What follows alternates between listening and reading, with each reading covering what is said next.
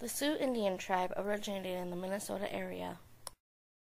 They slowly moved westward into the South Dakota area.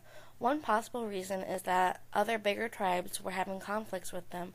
Another possible reason could be that they wanted to set up trap lines in untouched land because the market for furs was growing rapidly.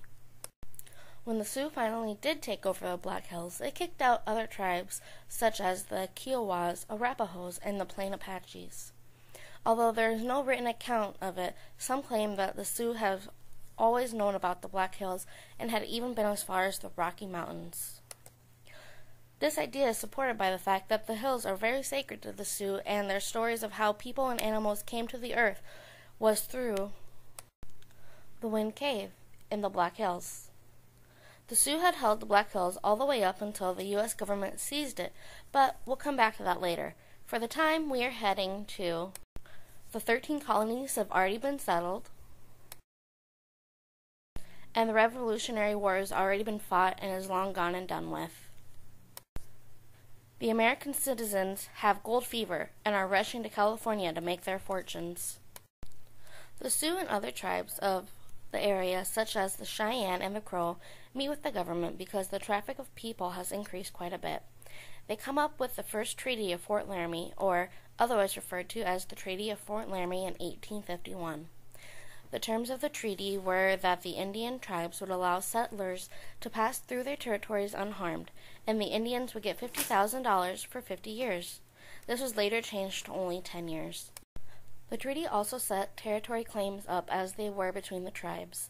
The government never paid, and the Indians kept attacking settlers going through so the treaty was not upheld by either side. Okay, now let's go forward a bit to 1868. There have been quite a few skirmishes going on between the U.S. government and the Indian tribes. The Sioux have traveled to Fort Laramie to sign another treaty to try again for peace. This time they set up a reservation for the Sioux that no one else is allowed to go into without the Sioux's permission. This treaty includes their sacred Black Hills, so the Sioux agree and sign the Treaty of Fort Laramie in 1868. After the treaty was signed and done, settlers broke it and were able to find gold in the Black Hills. A man by the name of George Custer led an expedition into the Sioux lands in the Black Hills to confirm gold.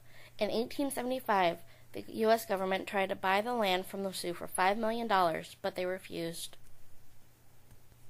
Then, in 1876, the government said that all Sioux living outside the boundary lines had to move within the boundaries by January 31st. Anyone found outside would be considered hostiles. Battles then ensued and led up to the Battle of Little Bighorn, in which Custer and his men were annihilated. This was the largest defeat of the U.S. government had ever suffered from the Indian tribes. In 1877, Congress passed the Act of 1877, which took away the Black Hills and put the Sioux into smaller reservation areas. More than a century later, in 1980, the Sioux Indians were still fighting to get the land taken from them back.